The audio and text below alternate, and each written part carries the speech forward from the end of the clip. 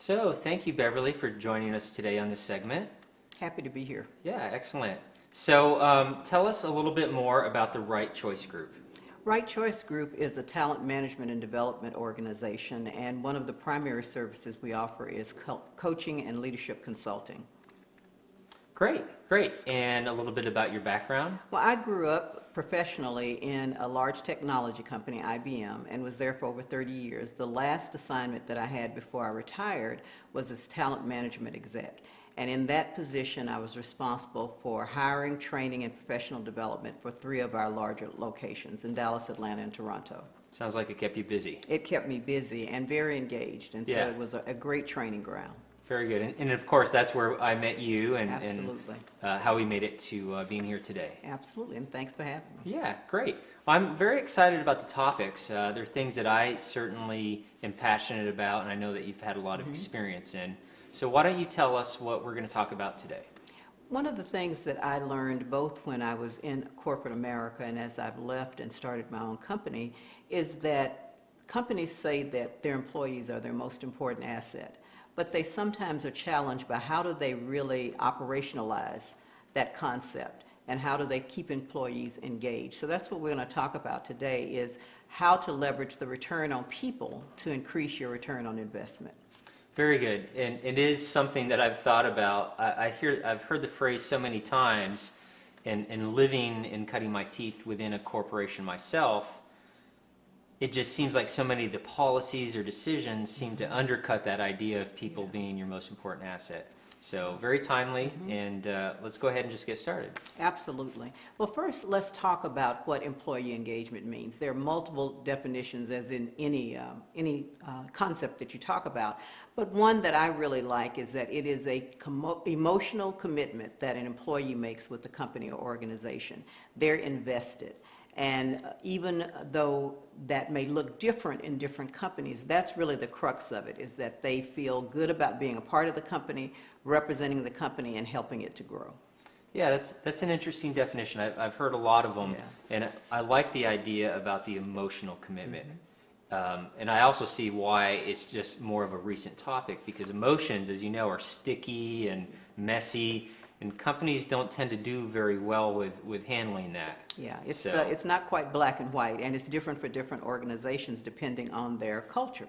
Sure. So we're going to talk about that. There's, something to be said about, one, employees are the most expensive resource that any company could have. Sure. So that's another reason that companies should really be focused on this topic. It might not be where they write a check. They see the expense that's associated with it other than the salaries, but they also don't see the benefits they can derive if they really understand and focus on leveraging the return on people. So that's what we're going to really focus on today. Perfect. So why don't you continue? Well, I've done quite a bit of research on this, and there are lots and lots of surveys on this topic of employee engagement. A couple of the really compelling ones that I've seen, one recently for 2014 was Dale Carnegie, and they said that $11 billion, with a B, dollars are lost in turnover every year. Turnover is one of the main visible things that a company can track about their employee engagement.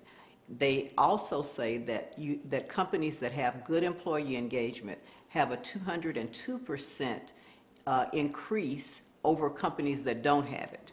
And so it's really expensive to not have it, and it's really beneficial to have more engaged employees. Very good. And stop me if you're going to cover this in the later segments.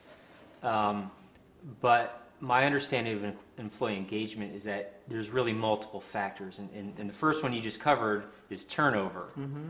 What are some of the other indicators or things that weigh into employee engagement? Well, one of the book's titles that I like, book titles and quotes, and one of the ones that I heard, I think, speaks to the invisible cost of the lack of employee engagement. And the name of the book is I Quit, But I Forgot to Tell You.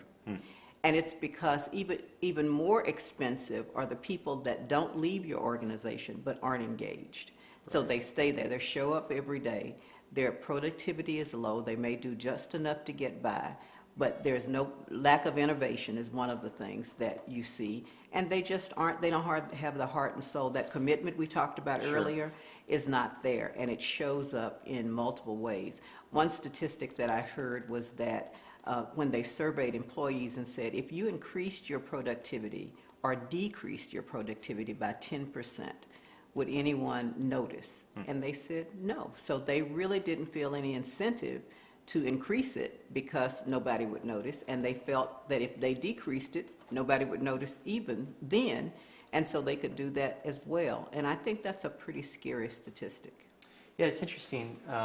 The last couple of things you said really indicate that there's sort of an invisible war or actions that are happening or not actions, right? Sure. So the book title, Yeah. I quit, but I didn't tell you. Yeah. I could do better or worse, and you won't know. Sure. So it just seems like employee engagement is really about people feeling seen and heard, and some Sure. of the other things that I know we'll talk about. Yeah, I think when I think about why companies should care about employee engagement, when you look at all of the factors that are affecting the workplace and the marketplace, so globalization is a big one. The multiple generations in the workplace, which is another big factor, and we might talk a little bit about what's different about the coming generations who are, over time, more and more going to be the pool that we have to draw from.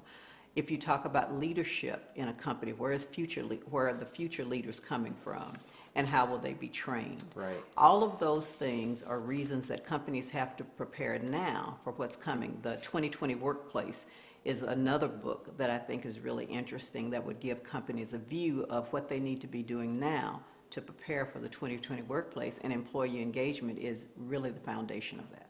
Okay.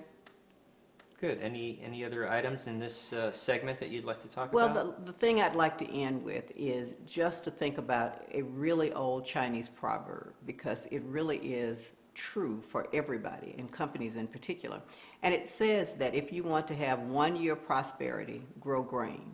If you want to have 10 years of prosperity, grow trees. But if you want to have 100 years of prosperity, grow people.